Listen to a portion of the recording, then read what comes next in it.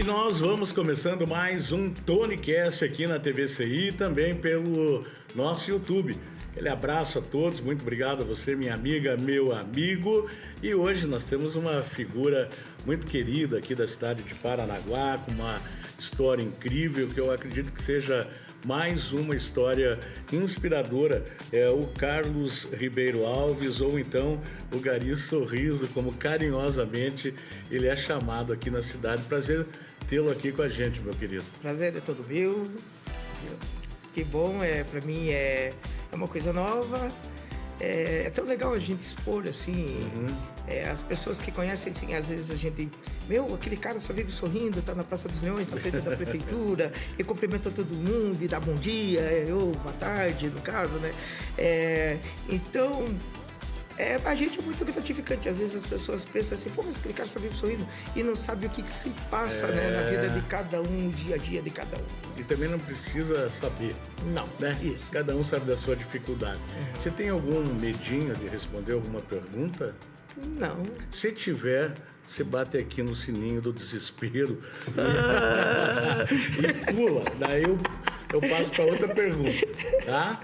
Combinados? Combinado. Então vamos saber um pouquinho lá da tua história, já do começo. Você foi criado por uma outra família, não pela tua mamãe, a biológica. Sim. Como é que funcionou tudo isso? Como é que começou essa história? Então, a minha família, ela era de sítio, né? Assim, quando vieram para Paranaguá, na situação do bairro Parque São João, há muitos anos atrás, né? Meu pai era catador de reciclável, né? Quando conheci minha mãe, ela já tinha seus 4 filhos já, no caso. E naquele tempo para cá, como as coisas eram, digamos assim, muito atrasadas demais, né? Estava começando a ser modificada Paranaguá. Tinha partes de ruas que ainda não eram asfaltadas, né? A parte da igrejinha do Parque São João, ali era tudo barro, areia ainda, né? Então, meu pai, ele era catador de reciclável. Conheceu minha mãe, que já tinha 4 filhos, que nem eu falei.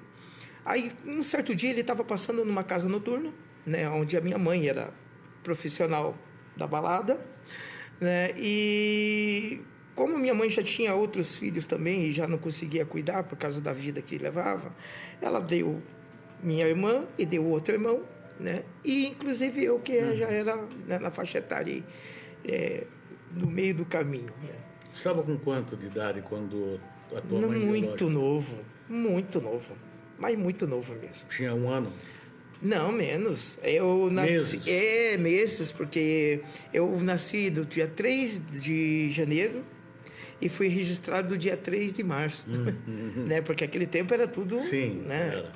Então, a minha mãe que me gerou, no caso, ela falou pro meu pai, né, seu Santino, falou, seu Santino, porque ele passou na frente dessa casa noturna. Teu pai trabalhava com carrinho de reciclável? Carrinho de reciclável. Daí, falou assim, o senhor não quer cuidar desse menino?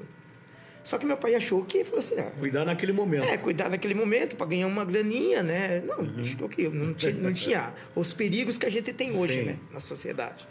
Aí, simplesmente, meu pai pegou, colocou ele dentro de uma caixinha de papelão, colocou dentro do carrinho e levou para casa. Chegando na minha casa, no meu novo lar, que eu nem sabia, né? Chegando lá, minha mãe já veio no portão, mas, meu homem, por que você trouxe mais um filhote de cachorro? Tava dentro de uma caixinha? Tava dentro de uma caixinha, ela não sabia o que tinha dentro, né? Mas, por que você trouxe mais um filhote de cachorro? Nós já temos 4 filhos, mostra que a gente consegue se virar, você vai me trazer mais um filhote de cachorro? Não, amor, tá aqui, ó. É uma criança. Meu Deus, é uma criança. Nesse tempo, a minha irmã tinha meu sobrinho, que meu sobrinho... até inclusive hoje, né, é bem sucedido, assim, ele trabalha na Folha do Litoral, Clevers.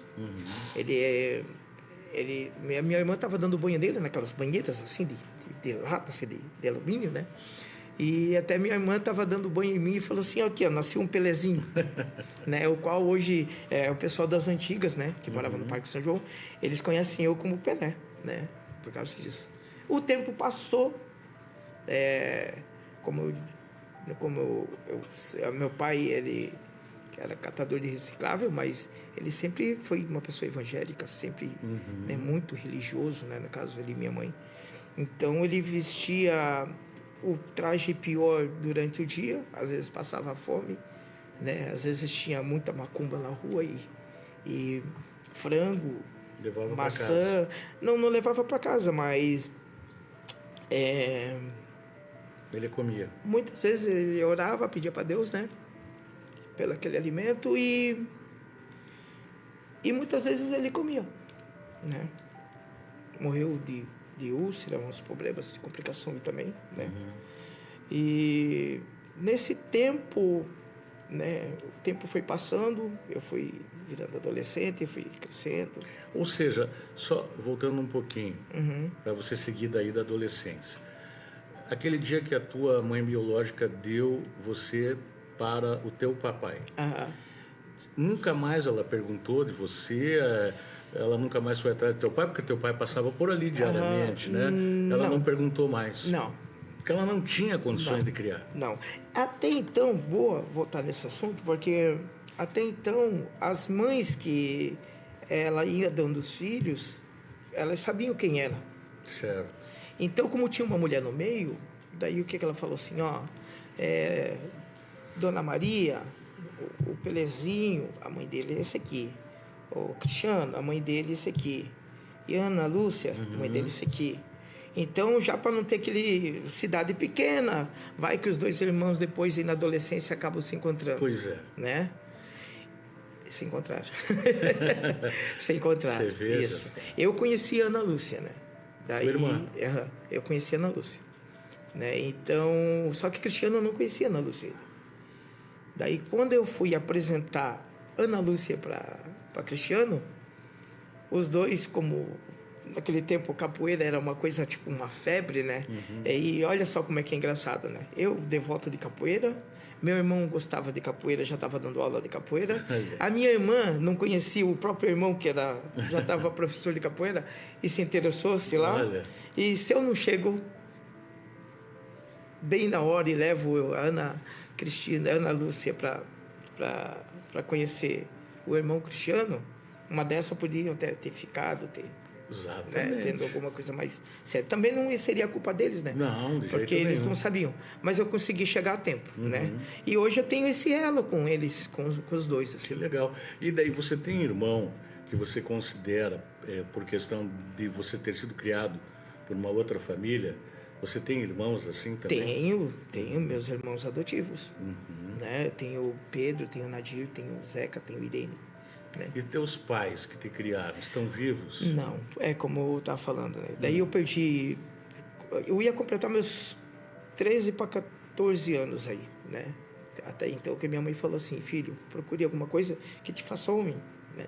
Até eu conheci o professor de capoeira José Carlos França, né? E o Geraldo Ferreira da Silva, mestre Bacico, aqui em Paranaguá. Fera. Né? Ou foi o qual a minha mãe falou assim, filho, você só foi criado dentro da igreja, você não sabe se defender, não sabe nada. Então, procure alguma coisa que você possa se defender, né? O qual, né, eu tenho, digamos assim, eterna gratidão pelos esses dois homens aí que, né, o professor Walter também, né, o Dragãozinho, né, o falecido Anderson. Então, muitas pessoas que passaram na minha vida que me ensinaram... Você teve ligação também com o Cimar, né? Ah, sim, também. Mestre. Isso, quando o tempo passou, eu conheci o Everson, né, da Materiais de Construção TT, o qual o Ocimar veio de Manaus, né? Eu morava num quartinho, assim, num lugarzinho pequenininho, sabe? Mas é um rapaz de um coração tremendo. Enorme. Né? O que me hoje, passou né? isso, ele falou assim, cara, você treinou capoeira, tudo, mas vamos te passar alguma coisa para você trabalhar na noite, já que você trabalha na noite e as coisas estão mudando e como mudaram, né? E eles foram passando alguma coisinha para mim, né? São pessoas que também... Você trabalha na noite também? Já trabalhei muito na noite. Hoje em dia, não? Não, hoje em dia já ficou muito perigoso, né? Então, acabou-se aquele negócio que hoje... antigamente a gente tinha um diálogo aí. Hoje já não temos mais diálogo. Né? Hoje, muita arma, muita hoje os adolescentes estão morrendo. Né? No meu tempo, morria por doença. Hoje estão morrendo de assassinato, envolvimento. Né?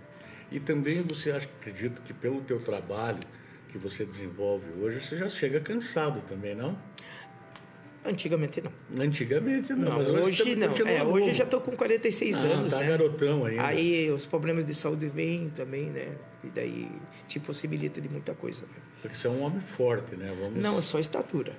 Mas cheio de estilo, né? Esse homem forte aqui hoje está com uma artrose no quadril. Mas isso faz parte, né? E decorrente de coisas daí, da vida. E você consegue mesmo, com isso, desenvolver o teu trabalho?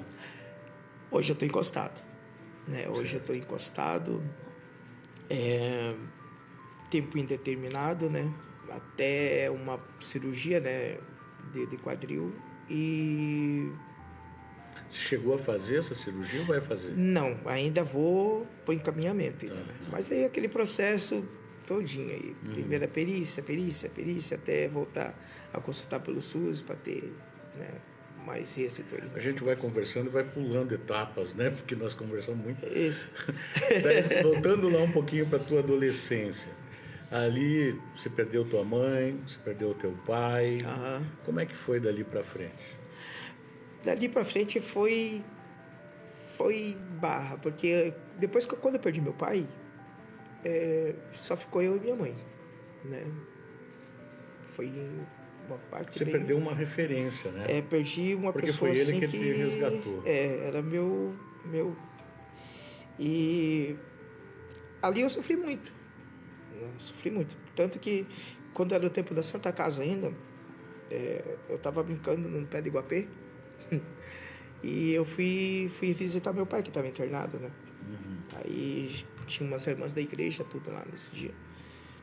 Aí as irmãs da igreja pegaram e falaram assim: Carlos, você não vai poder ver teu pai, né? Porque tá tendo infecção aí, um monte de vírus, e você não vai poder ir lá no quarto ver ele. E meu pai queria porque queria ver eu, porque queria ver eu, e eu não podia ver ele, né? Aí voltei para casa, todas as irmãs da igreja estavam com a minha mãe e falaram assim: não, o seu Santino ele vai sair, vai pegar alta amanhã. Fiquei feliz da vida, né? Subi no pé de Iguapé com uma corda lá, e brincando, e alegre, cantando. E daqui a pouco chegou essas irmãs da igreja que estavam no hospital, no portão de casa.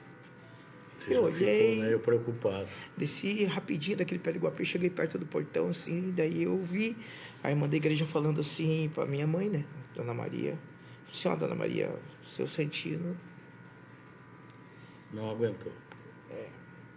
Aí o teu mundo desabou naquele momento. Nossa, ali eu tentei chorar, eu tentei bater a cabeça, dava soco na parede, Imagino. Eu imagino. Pode tomar um golinho de café frio que tá aí, pra gente recuperar o fôlego. Eu sei que é. Dá pra tocar. Tá bem. Aí eu não aguentei aquela pancada, sabe? Eu imagino quanto. Tinha uma corda desse pé de Iguapé, eu enrolei ela no pescoço. Meu Deus. E me joguei lá de cima, acho que tinha uns 5 metros esse pé de Iguapé, um pé de Iguapé novo, sabe? Aí a única coisa que eu me lembro, assim, na hora, foi que minha mãe falou assim: Olavo, vai ver esse guri, que ele é meio doidinho, um já foi e vai outro, né? E nós não tinha tanque naquele tempo, né? Minha mãe pegou e meu tio veio, pegou aquele balde de água suja que tinha, e eu acho que foi por Deus que ele pegou e jogou no pé da árvore, acertou certeiro no meu peito, assim. Olha isso. E o desenrolou a corda do pescoço e queimou tudo no meu pescoço, que era corda de nylon, né? Eu caí só na torcideira e, né, sobrevivi. Graças a Deus, né? Sobrevivi. Porque você tinha mais história para contar. Depois desse momento, o que veio? Depois desse momento, eu era novo, minha mãe tinha bronquite, problemas no coração, muitas coisas aconteceram, a gente de família pobre, tinha a Dona Maria Benzedeira, né, que Deus já levou já, ela que sempre viajava para Santa Catarina, sempre trazia, nunca deixou de me ajudar nós, sabe, levar Fica tranquilo, respira. Um pacote de divina, um frango, ou trazia uma roupa pra gente, sabe? Sempre ajudou, né? Nós, em tudo isso. Até quando meu pai morreu, ela saiu correndo no bairro para fazer ajudar, dinheiro pra gente fazer o enterro, né? Falecido seu Valmor também, que morava ali no Parque São João, correu atrás, né? Que era um estivador, parece ser. E com aquilo, meu cunhado estava para vir para Curitiba com a minha irmã. E eu era muito pequeno, né? E antes deles virem para cá definitivo, meu pai ele plantava muita cana, muita banana, tinha plantação em casa, né? E nós não tínhamos o que comer. Aí minha mãe falou: filho, ó, eu coei de novo o café para a gente comer com farinha. E daí para frente, filho, só Deus, vamos dobrar o joelho e vamos ver o que Deus reserva pra gente. Aí eu dobrei o joelho com a minha mãe, né? E na beirada da cama, assim, comecemos a orar. Acredite, não demorou, acho que uns 10 minutos. Parou uma caminhonete na frente da casa da gente. Bateu palma e falou: senhora, a senhora não quer vender essas canas? Olha só. Entendeu? E foi o que deu pra gente comer, fazer a comprinha, um rancho pra gente passar, até a hora que a minha irmã viesse de Curitiba, né? Me lembro que nesse dia, quando foi o finalzinho da tarde, até briguei com meu sobrinho, o Cleves, né? Eu não sabia brigar, ainda tinha uma dentada nele. E ele falou assim: eu não vou comer arroz requentado, né? E nós não tinha nada para comer. E aquilo ali me revoltou tanto, né? Me revoltou tanto. Ele deve lembrar da história até agora, porque ele vai lembrar da mordida. Então, é bom para tirar um pouco do foco. Sorriso, a gente vai dar uma paradinha aqui. Vamos para o intervalo comercial e já voltamos com o TonyCast.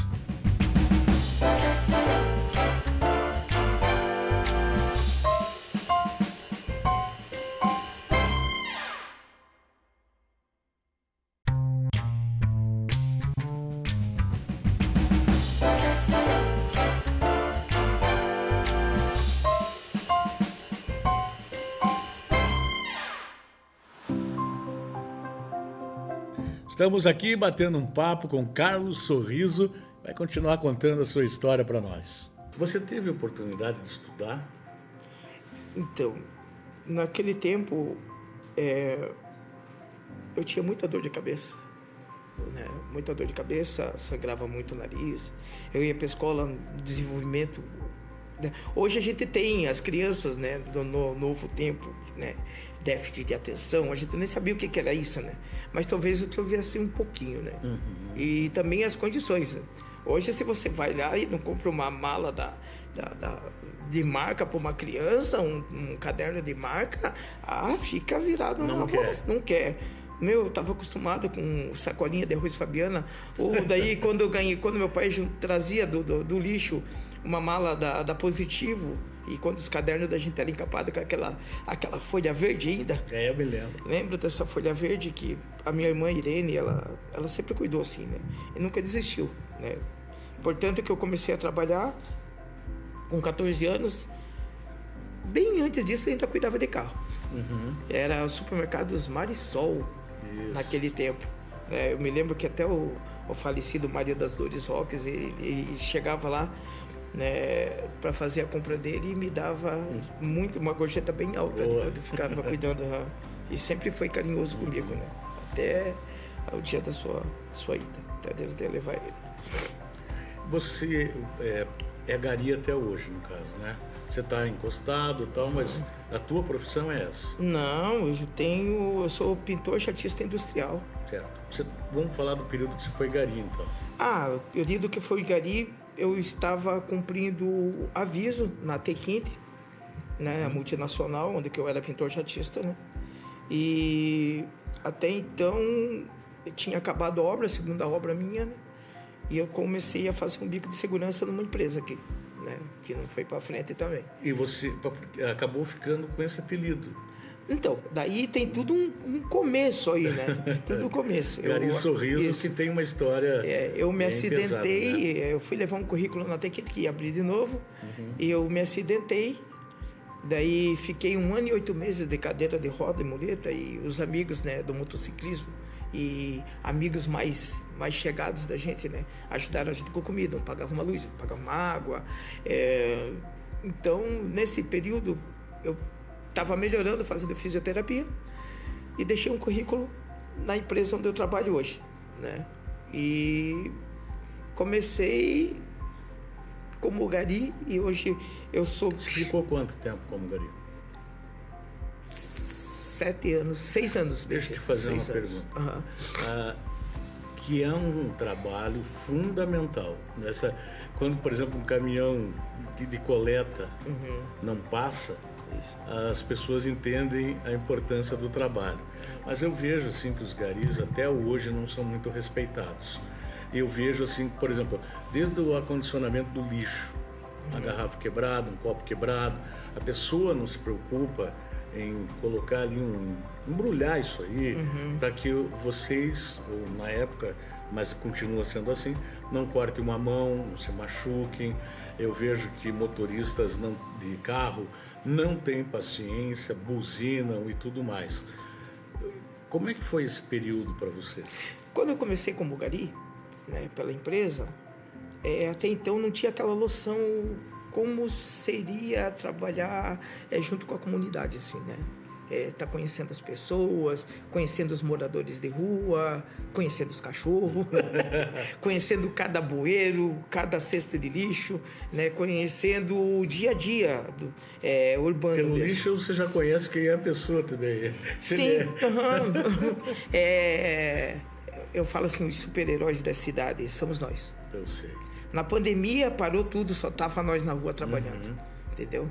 O pessoal joga o lixo, a gente vai lá e cata.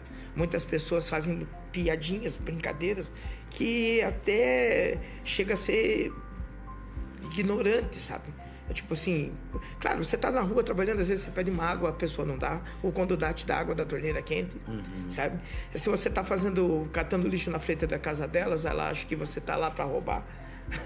Apesar de você estar uniformizado, sim, né? Sim. Uma roupa alaranjada que dá para te ver à distância, longe, né? Teve uma vez já que é essa por conta do trânsito. Do trânsito também, né? Que a gente tem faixa refletiva, tudo na roupa, né? Teve uma situação comigo que o rapaz disse, aí, amigo aí, espera um pouquinho que tem um presente para te dar. Aí você fica todo alegre, o cara vem lá, vem do saco de cocô do cachorro dele. Ah, meu Deus. Entendeu? Então, isso é ser ignorante.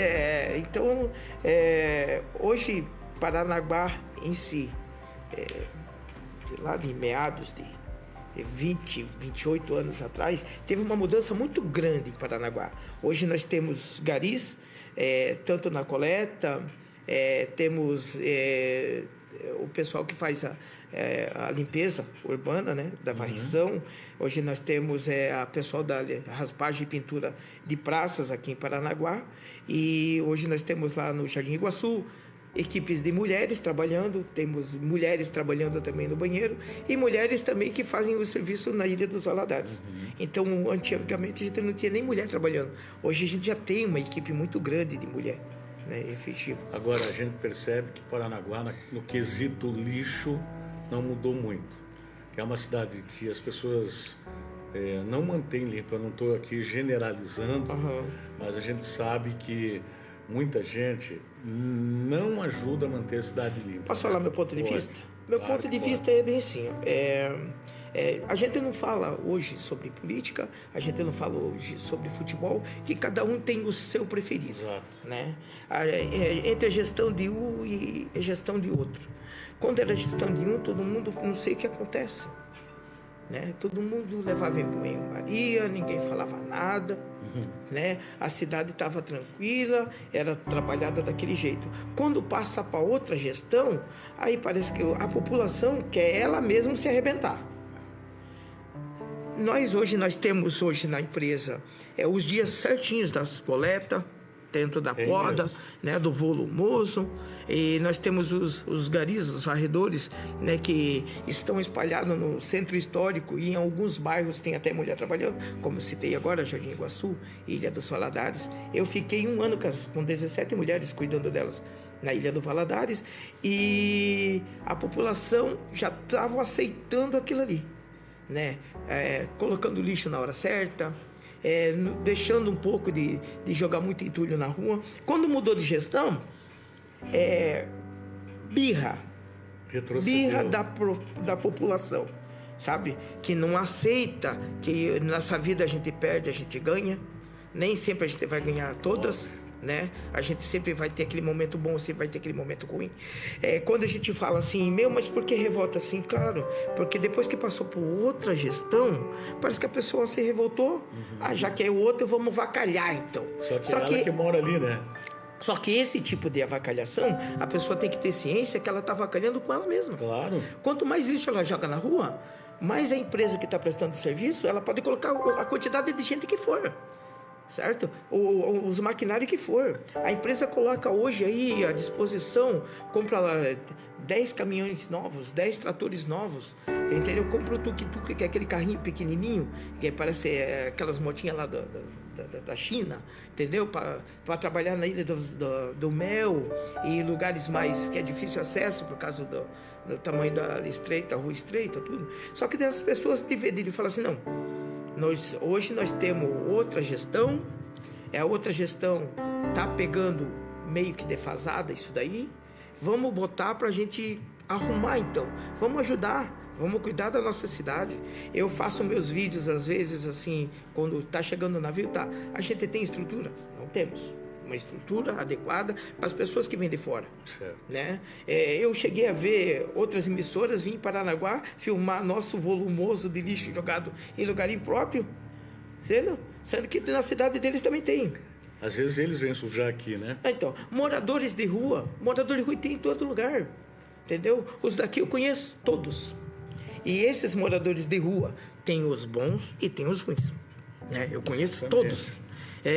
Quando vem visitante de fora, eu falei assim, eles ficam com medo. Eu falei, não passa por ali porque eu não conheço. Não, pode passar sossegado, que eles, não, se duvidar, eles ainda vão proteger vocês. O que acontece comigo.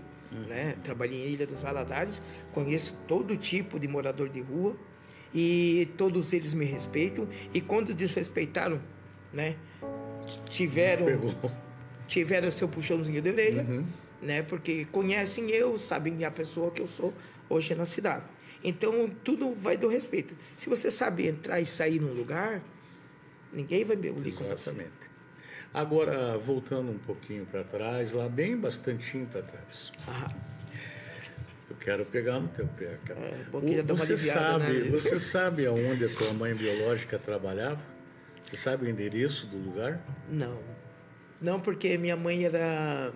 Em Paranaguá a gente tinha algumas casas noturnas, né? E hoje em dia as pessoas... Mas concentrado mesmo na região portuária? Não, Parque São João mesmo. É ali na Atílio Fontana?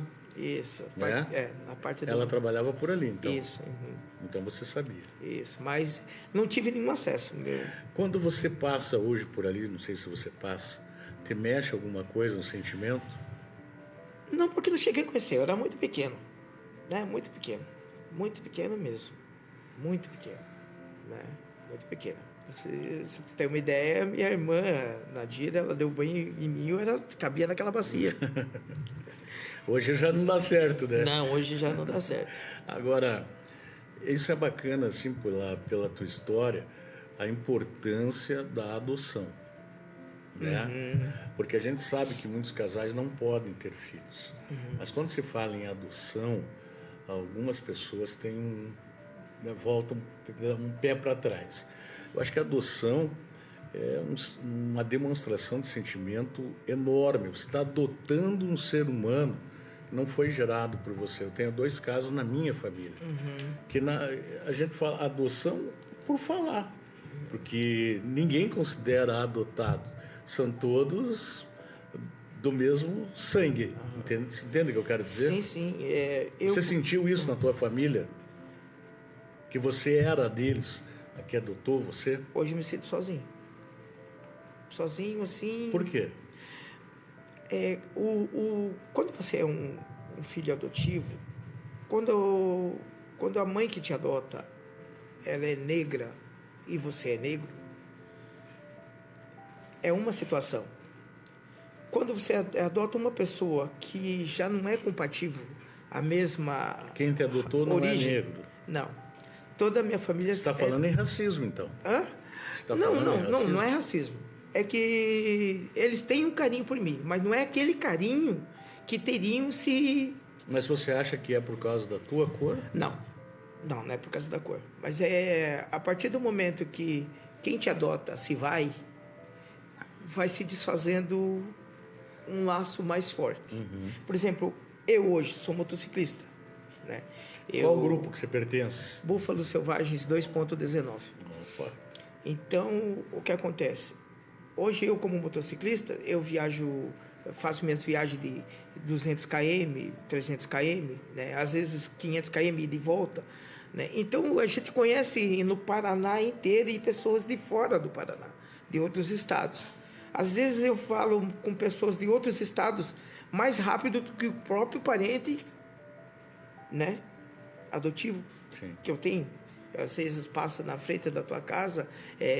Eu falo frente da tua casa porque quando a pessoa passa de moto, ou de carro, ou de ônibus, 200 metros da tua casa e não para, e você tem o celular, não liga ali para dizer oi, tudo bem? Eu tenho uma pessoa que eu gosto muito, né, que é minha cunhada, né? Estou sempre com meu sobrinho, o Adrien, e meu irmão Pedro, né? Então, o restante tenho convivência? Tenho.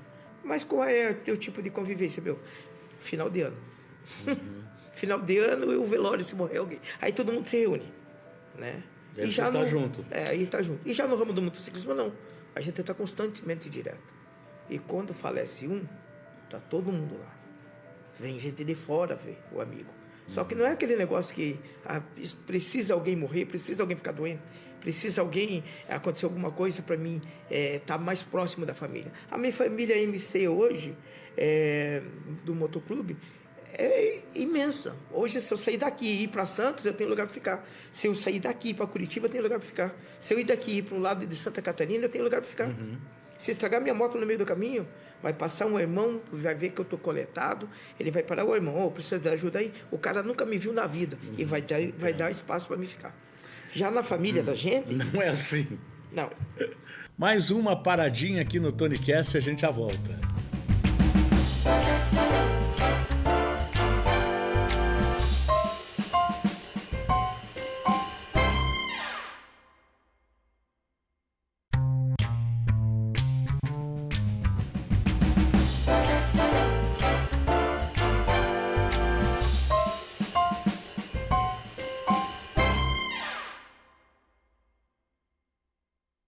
E vamos lá, seguindo aqui o TonyCast, hoje recebendo o Carlos Sorriso. Quando, a respeito da pergunta que você fez para mim, foi assim, ó, a minha mãe, não lembro o nome dela direito, Jane, uma coisa assim, né? Só depois de muitos anos que eu fiquei sabendo que ela estava com um grupo de mulheres no ponto de ônibus e foi atropelada, né? E teve uma sequência bem boa aí, que eu fiquei, quando eu morava no Parque São João, a minha mãe tinha uma menina que trabalha até hoje lá, Andrelina, trabalhadeira, é de família isso daí, porque todos os meus irmãos de sangue e tantos outros são trabalhadores, né? Então, minha mãe, ela falou assim, filho, pode tirar os olhinhos, porque essa menina pode ser a tua irmã. Eu falei assim, mas como assim? Claro, teu pai dela trabalhava na noite e tinha foto com a tua mãe. Eu falei, daí eu fiquei com aquilo na cabeça, né? E vai que é minha irmã, né? Então, já descartei a hipótese de um namorico aí naquele tempo. E os tempos foram passando, tive outros relacionamentos, casei, aí antigo relacionamento também passou por problemas de saúde, e a gente, como pessoa evangélica, né, a gente faz aqueles propósitos com Deus, né, de ficar barbudo, cabeludo, cada um faz o seu propósito que venha a calhar, né? A gente tem que ir lá no íntimo da gente, é onde que te machuca mesmo, né? Onde que vai mexer com o teu ego, né? Vou fazer uma coisa assim, eu não vou comer hoje, não vou comer mais esse pão enquanto fulano não melhorar. Falei, não, a gente vai fazer uma coisa séria, né? Fiquei barbudo e cabeludo. Eu já tinha comentado, né? Até hoje eu considero ela como minha irmã. A gente não precisa fazer exame de DNA, nada. A gente sente aquele negócio assim, sabe? Então, quando eu já tinha comentado com essa minha irmã Andrelina, que trabalha no Parque São João hoje, no Bavaresco, eu acho que já faz uns 20 e poucos anos que ela está lá, né? Então, eu tinha comentado com ela esse assunto assim. Quando eu apareci barbudo e cabeludo lá na padaria do Bavaresco, deu uma crise de choro nessa menina. Por quê? Porque é o xerox do pai dela. Olha só. Xerox do pai dela. Então, a partir daquele momento ali, que as meninas vieram me abordar dentro do mercado mesmo, porque você falou para ela, que você fez para ela, que a guria tá lá, que não consegue parar de chorar. Daí que, falei, pô, daí eu pedi para ela, alguns anos atrás, falei assim, me mostra a foto do teu pai, né? Porque tenho certeza que ele também pode ser o meu. Você viu como é que é a história? E você, o que você sentiu? Que é aquela árvore genealógica, não sei falar bem direito a palavra, Sim. Digamos assim, uma coisa que toda criança que é adotada, ele, mais cedo ou mais tarde, vai querer saber. Né? Hoje eu sou negão, você pode ser meu pai. Né? Mas ele é branco, mas pode ser meu pai. Minha mãe era negra, tiveram eu, não sei. Ou, tipo, assim, o Tony foi lá e assumiu o card, beleza. Só que, o tempo foi passando e falei, diferente, né, cara? Eu sou negão, você é branco, né? Como é que é? Né? Porque a voz e coisa e tal. Não. Então, um recado até assim que é legal, né? Todas as pessoas que adotaram, pegaram filhos, assim, para adotar, porque não tiveram como gerar o seu próprio filho, né? E que fizeram essa ação linda, bonita, né? De adotar outra criança, né? E criar ela, dar o estudo merecido, né? Formar essa criança, né? Hoje, né? Parabéns, né? Para essa mãe, para esse pai que fizeram essa ação, né?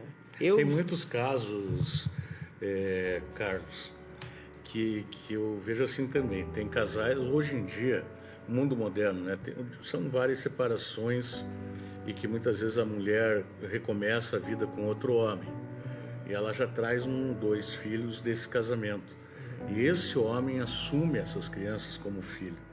Isso acontece muito. Eu acho isso, assim, é divino isso.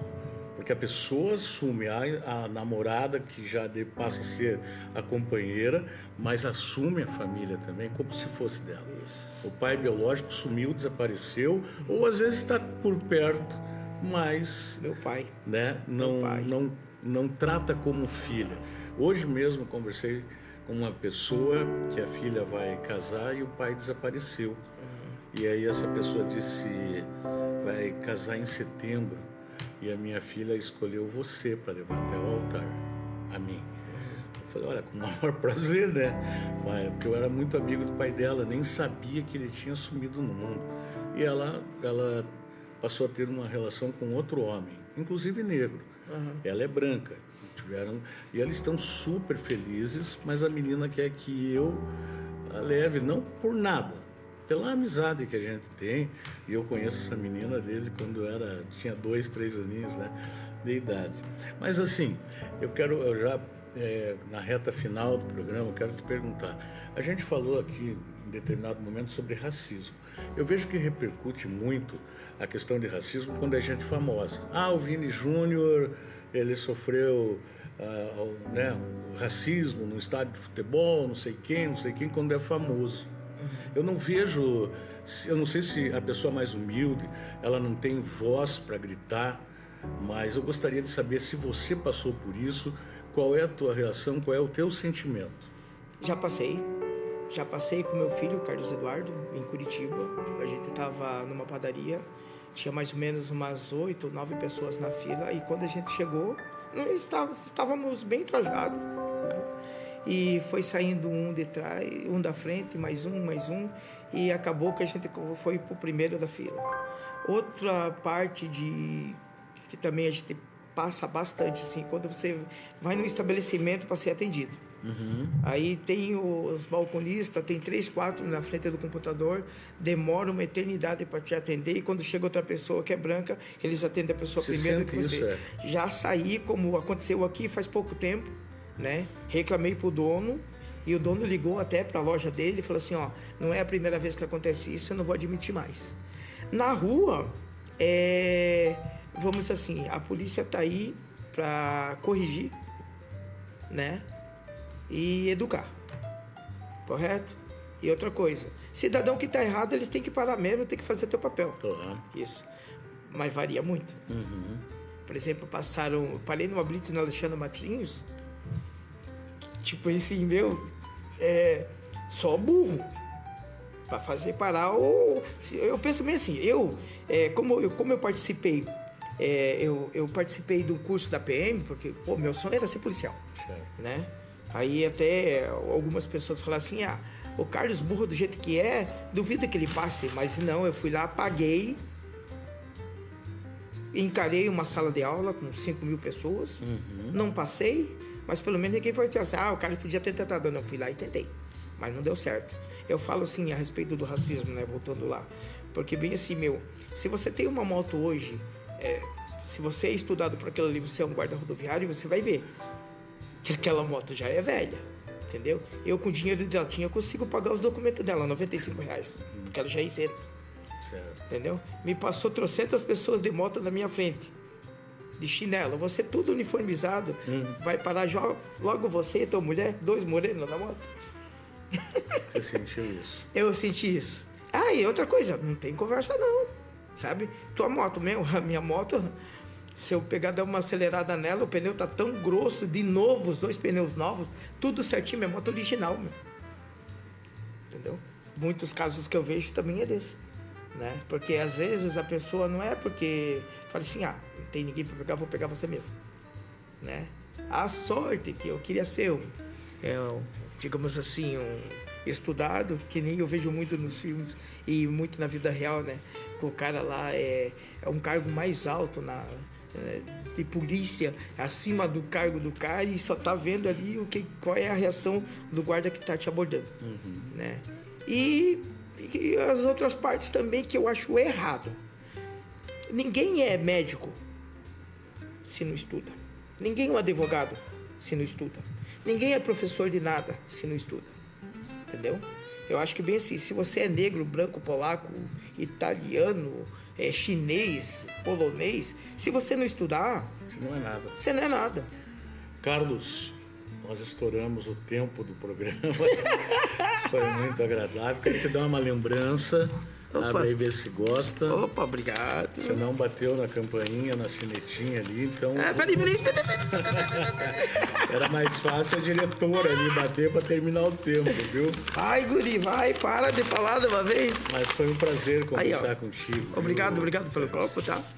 Obrigado aí mesmo. Você tomar um chá, um café. Isso aqui vai vir bem a calhar, que eu deixo ali dentro do meu bolzinho da moto, quando viajar já tem o copinho. Valeu, Deus abençoe, querido. tá? Deus te abençoe, tá bom? Amém. Espero que tenha gostado da minha história. Gostamos, com certeza. Isso, espero que eu não esteja falando nada mais. Claro que não. Então, beleza. E nós vamos ficando por aqui com o TonyCast de hoje, agradecendo aqui o Carlos Ribeiro Alves, ou então o Gari Sorriso, né, que é muito conhecido aqui em Paranaguá, uma pessoa muito simpática, uma história de vida, e muito obrigado. A gente volta no próximo programa.